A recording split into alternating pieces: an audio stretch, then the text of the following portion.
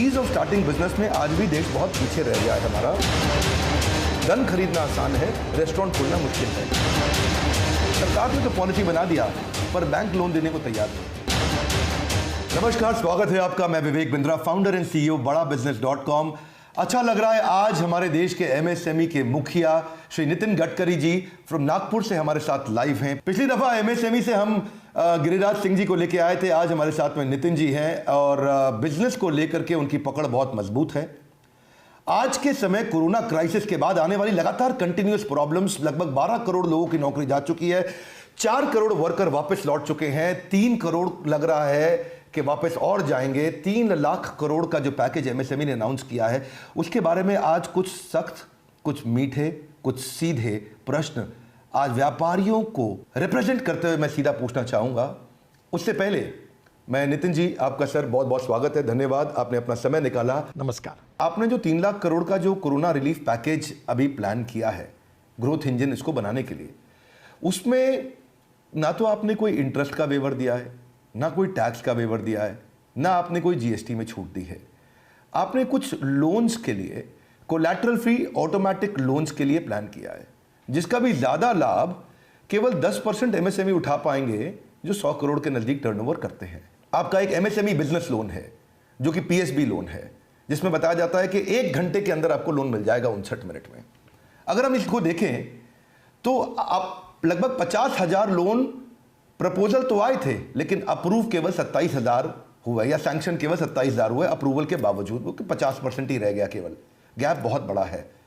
तो देखा जाए कुल मिलाकर के इमीडिएट कैश फ्लो की समस्या सॉल्व नहीं हो रही, इसके विषय में आपका क्या विचार है? देखिए, आपने आपके प्रश्नों में अनेक प्रश्न भी पूछे हैं, तो मेरा पहला सुझाव है कि इस समय हर स्टेक होल्डर तकलीफ में है और हर स्टेक होल्डर अब अड़चन और समस्याओं का सामना कर रहा है, और इसलिए इस समय सबको प्रोटेक्ट करना और आगे जाना। आखिर क्या है, फल्ली से उतना ही तेल निकल सकता है जितना उसके अंदर में है जी। सरकार की भी अपनी मर्यादा होती है। दूसरे, आपने जो बात कही थी योजना के बारे में, वो बिल्कुल कुछ प्रमाण में सही भी थी।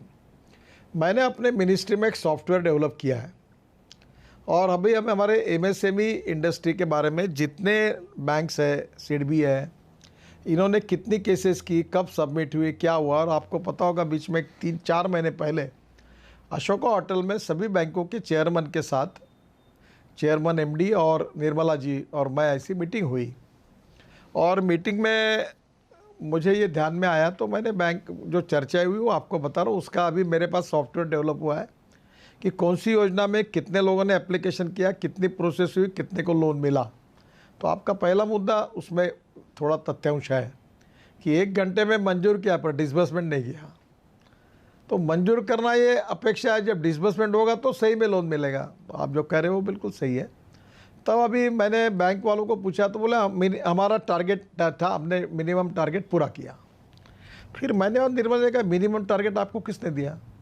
और ये मिनिमम टारगेट नहीं है, आपका टारगेट जो है ये आपका इससे और मिनिमम टारगेट बढ़ सकता है।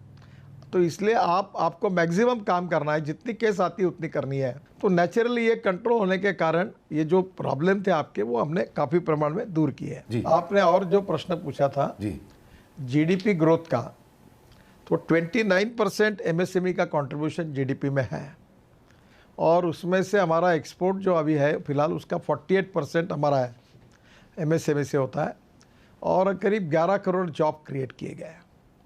हमने ये टारगेट तय किया है, मुझे आई डोंट नो ये पूरा होगा या नहीं होगा, पर 5 साल में हम 29% जीडीपी ग्रोथ के बजाय हम लोग 50% कम से कम ग्रोथ में कंट्रीब्यूट करेंगे, और ये जो 48% एक्सपोर्ट है उसको 60% ले जाएंगे। और तीसरी बात हमने कही थी कि 11 करोड़ जॉब क्रिएट किए, 5 साल में 5 करोड़ नए जॉब क्रिएट करेंगे। अब इसमें सबसे इम्पॉर्टेंट चीज़ है, 3 टारगेट को छोड़कर, तो अभी हमने एक नया एंगल इसमें लिया है कि हम लोग एग्रो एमएसएमई खोलेंगे। दूसरा एक बात मैं कहूँगा जिसमें आपका भी सहयोग चाहिए कि अब इंडस्ट्री जो आता वो नोएडा में घुसता है, गाजियाबाद में घुसता है, उधर वो गुड़गांव में जाता है, इधर मुंबई जाता है, पुणे जाता है, हैदराबाद जाता है, बेंगलोर जाता है, और कलकत्ता जाता है, चेन्नई जाता है। तो ये हमारे लिए अच्छा नहीं है। इंडस्ट्री का डिसेंट्रलाइजेशन होना चाहिए। ये माइग्रेंट लेबर आने की ज़रूरत ही नहीं है। तो हमारा प्रयास ये है कि विलेज जो है ग्राम पंचायत, वही अभी हम MSME एग्रो MSME वही खुलेगी, या MSME खुल सकती है कोई भी, वो वहाँ की स्कूल और कॉलेज को भी चला सकते हैं, हॉस्पिटल को भी चला सकते हैं, और वही वो ये रेंटल हाउसिंग का फ़ायदा लेकर या लो कॉस्ट अफोर्डेबल हाउसिंग का प्रधानमंत्री वहाँ एक स्मार्ट विलेज भी तैयार करें, और ऐसा करके एक एक विलेज में हम लोग इस प्रकार की इंडस्ट्री पैदा हो, विशेष रूप से 115 एस्पिरेंट डिस्ट्रिक्ट और विशेष सोशली इकोनॉमिकली एजुकेशनली बैकवर्ड जो ट्राइबल है, एग्रीकल्चर और रूरल है, वहाँ खुले, हैंडलूम हैंडीक्राफ्ट से लेकर वहाँ काम बढ़े, इस प्रकार का प्लान है और इस पे ऊपर हम जोर देने वाले हैं। जैसा कि भी आपने बताया कि हमारे को डिसेंट्रलाइज करना है बिजनेस को, ऐसा नहीं हो कि खाली दिल्ली NCR मुंबई बैंगलोर हैदराबाद में बिजनेस हो, डिसेंट्रलाइज आप उसे करना चाहते हैं। पर ये लो प्रोडक्शन कैपेसिटी के कारण, चूंकि बिजनेस तो इंडिया में आना चाहिए था US और चाइना के झगड़े के बाद में, पर उसमें काफ़ी बिजनेस बांग्लादेश या वियतनाम या और देशों की तरफ मुड़ रहा है। कैसे वो एक लो प्रोडक्शन कैपेसिटी को बिल्ड करें? क्यों नहीं हम चाइना की तरह इंडस्ट्रियल नेटवर्क क्लस्टरिंग बिल्ड करते? चाइना में कपड़ों के लिए पूरा एक शहर है, फर्नीचर के लिए पूरा एक शहर है, इलेक्ट्रॉनिक्स के लिए पूरा एक शहर है, मोबाइल हैंडसेट मैन्युफैक्चरिंग के लिए पूरा एक शहर है, और इंडिया में आज भी वो इंडस्ट्रियल नेटवर्क क्लस्टरिंग की कमी के कारण उस इंफ्रास्ट्रक्चर जिसके कि आप चैंपियन माने जाते हैं। इसलिए प्रश्न मेरा आपसे और ज़्यादा महत्वपूर्ण हो जाता है और उसका रेलेवेंस बढ़ जाता है कि इस कमी के कारण हम चाइना से compete नहीं कर पा रहे, जिसको हम बोलते हैं कि नेटवर्क क्लस्टरिंग। इसके विषय में आपका क्या विचार है और क्या विजन है आपका? इस फॉरेन इन्वेस्टमेंट को हमारे देश में लाना, ये हमारे देश की इकोनॉमी के लिए बहुत बड़ी आवश्यकता है। पहली बात तो ऐसी है कि अभी हमारे यहाँ इंडस्ट्री नहीं आई, वियतनाम में चली गई, बांग्लादेश में चली गई, इस प्रकार की एकदम बहुत जल्दी कोई निदान करना उचित नहीं होगा। एक बात ज़रूर है कि रेडीमेड गारमेंट के सेक्टर में बांग्लादेश हमसे आगे है, तो कोई रेडीमेड गारमेंट के इसमें अगर है चाइना की इंडस्ट्री, तो बांग्लादेश जाने की संभावना हो सकती है। अब ऐसा है कि हमारे देश में स्किल्ड मैन पावर है। दूसरी बात सबसे इम्पॉर्टेंट चीज़ है कि हिंदुस्तान एक बहुत बड़ा मार्केट है जो यहाँ बेच सकते हैं। और तीसरी बात, अब हमारे ports, railway connectivity, road connectivity, इसमें काफ़ी सुधार हुआ है। और जो सबसे आखिर में आपने बात कही इंडस्ट्रियल क्लस्टर्स, अभी हम 350 इंडस्ट्रियल क्लस्टर्स हमारे प्रोसेस में हैं। और सबसे इंटरेस्टिंग बात मैं बता रहा हूँ कि हमारी NHI में हम लोग 22 ग्रीन हाईवे, एक्सप्रेस हाईवे बना रहे हैं, उसमें से 7 हाईवे का काम शुरू हुआ है। अब ये हाईवे के बाजू में रोड साइड एमिनिटीज़ तो होगी, पर उसके साथ साथ लॉजिस्टिक पार्क होंगे और इंडस्ट्रियल क्लस्टर्स होंगे। मैं उदाहरण के लिए आपको बताता हूँ, ये हमारे यहाँ लेदर इंडस्ट्री जो है जूते चप्पल वाली, उनका टोटल टर्नओवर 1,45,000 करोड़ है, और उसमें 85,000 करोड़ उनका डोमेस्टिक मार्केट है और 45 से 55,000 करोड़ एक्सपोर्ट मार्केट है। अब वो आगरा वगैरह में, झोपड़पट्टी में, ऐसे बहुत इसमें बहुत कठिनाई में काम करते लोग। तो मैंने उनको कहा कि आप ये इसमें आइए, अच्छी स्मार्ट सिटी, स्मार्ट विलेजेस बनाएंगे, road connectivity, railway connectivity, air connectivity सब होगी। तो आप ये इसमें इनिशिएटिव राज्य सरकार ने भी लेना चाहिए, क्योंकि आखिर ये जो सब्जेक्ट है इंडस्ट्री का, ये there are 3 list. One is state list, जो स्टेट गवर्नमेंट काम करती है, सेंट्रल लिस्ट और सेंट्रल सरकार, भारत सरकार काम करती है, और कॉन्करेंट लिस्ट या दोनों काम करते हैं। तो ये कॉन्करेंट लिस्ट में है। तो मैं इस प्रकार के इंडस्ट्रियल क्लस्टर्स अब बनाना चाहता हूँ। आपकी सरकार में एक अच्छी बात नितिन जी ये तो रही है कि ईज ऑफ डूइंग बिजनेस में आप 150 से 125 से कहीं 100 के अंदर, फिर आप 77वीं रैंक पे आए 2019 में, और आज आप 63वीं रैंक पे हैं। लगातार प्रोग्रेस किया उस पर, ये तो एक अच्छी बात है। परंतु एक कमज़ोर बात भी है साथ में कि ईज ऑफ स्टार्टिंग बिजनेस में आज भी हम 136वीं रैंक पे, यानी कि बहुत ही कमज़ोर स्थिति में खड़े हैं। नई दिल्ली के अंदर अगर किसी को रेस्टोरेंट शुरू करना है तो उसको 45 डॉक्यूमेंट चाहिए, 26 लाइसेंसेस में से एक जो खाली दिल्ली पुलिस उसको देती है। यानी कि रेस्टोरेंट शुरू करने के लिए 26 में से किसी एक लाइसेंस के लिए 45 डॉक्यूमेंट चाहिए, जो कि अगर आप सिंगापुर में देखें तो केवल 4 या 5 है, सिंगापुर और जापान में। यानी कि बिजनेस शुरू करना आसान है। अब इसमें दूसरी तरफ देखें, 45 डॉक्यूमेंट रेस्टोरेंट खोलने के लिए चाहिए उसको, लेकिन बंदूक खरीदनी हो तो केवल 19 डॉक्यूमेंट में ले सकता है वो। गन जाकर के दिल्ली पुलिस से 19 डॉक्यूमेंट में ले लेगा। यानी कि गन खरीदना आसान है, रेस्टोरेंट खोलना मुश्किल है। सुनने में अच्छा नहीं लगता, पर ईज ऑफ स्टार्टिंग बिजनेस में आज भी देश बहुत पीछे रह गया है हमारा। अब वो तभी आगे बढ़ेगा जब नए स्टार्टअप और नए बिजनेसेस चालू होंगे, और तभी इकोनॉमी में कंजम्पशन की विचारधारा बढ़ेगी, और तभी बिजनेसेस आगे बढ़ेंगे, तभी एमएसएमई मजबूत होगा। इस विषय में क्या कहना चाहेंगे? देखो, आपकी बात बिल्कुल सही है, इसमें काफ़ी सुधार करने की आवश्यकता है। एक ही जगह एक ही एप्लीकेशन हम दे दें, और उसके बाद जो 25 डिपार्टमेंट का जो एप्लीकेशन जाएगी उसका टाइम पीरियड रहेगा, वो जिस तारीख को उसको फॉरवर्ड होती है उसके उतने 15 दिन के अंदर वो अपना जवाब दे दे चेक करके। अगर उसने नहीं दिया तो वो पॉजिटिव है समझ के आगे जाना। और इस प्रकार की एक transparent, time bound, result oriented, corruption free system, ecosystem करनी पड़ेगी। और इसमें आप जो कह रहे हैं उससे मैं सहमत हूँ। एक बिल्कुल ऐसी सिस्टम चाहिए कि जो एक बार नया आदमी अप्लाई करता है तो उतने दिन के अंदर उसको सब परमिशन देने की एक जिम्मेदारी किसी की होगी। और मैं इसमें काम करने की कोशिश कर रहा हूँ, मैं कुछ कर नहीं पाया, मैं बहुत खुले रूप से आपको बता रहा हूँ। क्या आप जैसे अनुभवी एक्सपर्ट लोग, स्टेट गवर्नमेंट, भारत सरकार और कॉरपोरेशन, और ये जो लाइसेंस है स्टार्टअप के, इंडस्ट्री के, ट्रेड के, बिजनेस के, इसका अध्ययन करके ये सिस्टम कैसे बन सकती है, ऐसा आप मुझे दीजिए। We are in process for finding out a good solution for this, और वी इनवाइट सजेशंस। और आप मुझे बताइए कि ये टोटल लाइसेंसेस कितने होते हैं, इसको कैसे करें, और मैं राज्य सरकार को कॉन्फिडेंस में लेकर इस सिस्टम को लॉन्च करूँगा। धन्यवाद नितिन जी। पहले तो मैं बधाई देना चाहता हूँ आपके इतने पॉजिटिव, कंस्ट्रक्टिव और ऑनेस्ट आंसर्स के लिए। आप अपनी कमी को मानते भी हैं और आगे बढ़ने के लिए प्रोग्रेसिव डिसीजंस भी लेते हैं, विच इज़ एक्सीलेंट। दूसरी चीज़ सर, मैं यहाँ पे बात करना चाहता हूँ, क्योंकि आपने सुझाव की बात करी कि सुझाव लेना चाहते हैं। बड़ी एक अच्छी बात है कि 6.5 करोड़ के आसपास हमारे एमएसएमई, 6.25 करोड़ रजिस्टर्ड हैं, रजिस्टर्ड एमएसएमई, पर उतने ही 6.5-7 करोड़ अनरजिस्टर्ड एमएसएमई भी हैं। यानी कि वो काम तो कर रहे हैं, ये बहुत छोटा व्यापारी है जिसने अपने आप को रजिस्टर नहीं किया, ये कच्चे में काम कर रहा है आज भी। तो ये जो 63.4 मिलियन, यानी कि लगभग 6.5 करोड़ व्यापारी जो आज भी कच्चे में काम कर रहा है, उसको पक्के में लाने के लिए या उसको रजिस्टर करने के लिए आप, क्योंकि इससे देश की इकोनॉमी पर तुरंत इमीडिएट इम्पैक्ट आता है, आपने इसके विषय में क्या सोचा है सर? देखिए, मैं जब से इस विभाग का मंत्री बना हूँ तब से इस विषय पर सोच रहा हूँ। और राम मोहन मिश्रा करके हमारे कमिश्नर थे, और अभी उनकी ट्रांसफ़र हो गई, उन्होंने काफ़ी काम किया।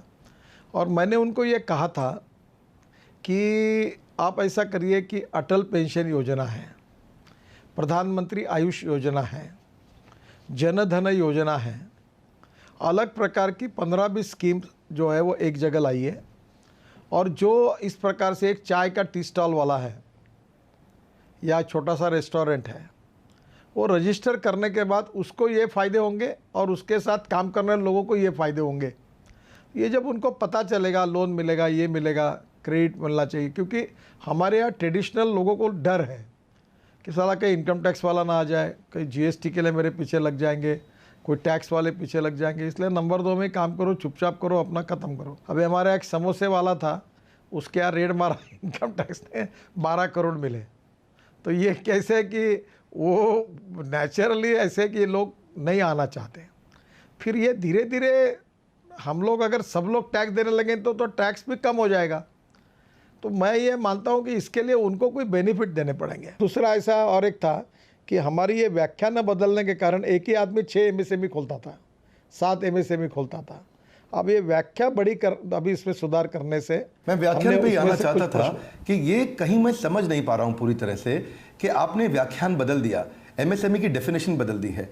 1 करोड़ तक की इन्वेस्टमेंट और 5 करोड़ का टर्नओवर माइक्रो मानते हैं, और 10 करोड़ तक का इन्वेस्टमेंट और 50 करोड़ के टर्नओवर को आप स्मॉल मानते हैं, और मीडियम 20 से 100 करोड़ हो गया, इन्वेस्टमेंट 20 करोड़ का 100 करोड़, जिसको शायद आपने अभी कुछ और बढ़ाया, जिसको आपने और बदला है। 250 करने का हमारा विचार है। धन्यवाद सर। इसमें जो फायदा हो रहा है नितिन जी, वो फायदा बड़ी ऑर्गेनाइजेशन को हो रहा है, वो तो लाभ उठा पा रही है इसमें, क्योंकि वो अब आसान कैटेगरी में आ गई है। यानी कि जो पहले कॉर्पोरेट था, आज उसको एसएमई का बेनिफिट मिल पा रहा है, एमएसएमई का बेनिफिट मिल पा रहा है, बड़ी ऑर्गेनाइजेशन को। पर जो सबसे ज़्यादा बड़ी संख्या में सबसे छोटा व्यापारी है, वो तो अभी भी पिस रहा है और उसको अभी भी लोन आसानी से नहीं मिल रहा, उसको अभी भी काम करने में तकलीफ आ रही है, उसका कैश फ्लो कमज़ोर है। तो अब इस डेफिनेशन को मैं समझना चाहता हूँ कि इसको बदलने का कारण क्या था, क्योंकि ये तो डायरेक्ट आपकी एक्सपर्टीज़ का उत्तर हमें यहाँ से मिल सकता है, इसीलिए आपसे ये प्रश्न पूछना भी ज़रूरी है सर। देखिए, पहली बात तो ऐसी है कि माइक्रो जो है, आजकल आप देखो, आप भी जानते होंगे कि 14 साल पहले, 16 साल पहले जो घर हम लोग 10 लाख रुपए में लेते थे, उसकी कीमत आज 60 लाख हुई है जी। आज पहले बात ऐसी थी कि 10,000 रुपये मिल जाए तो छोटी महिला पुरुष बिजनेस कर लेते थे।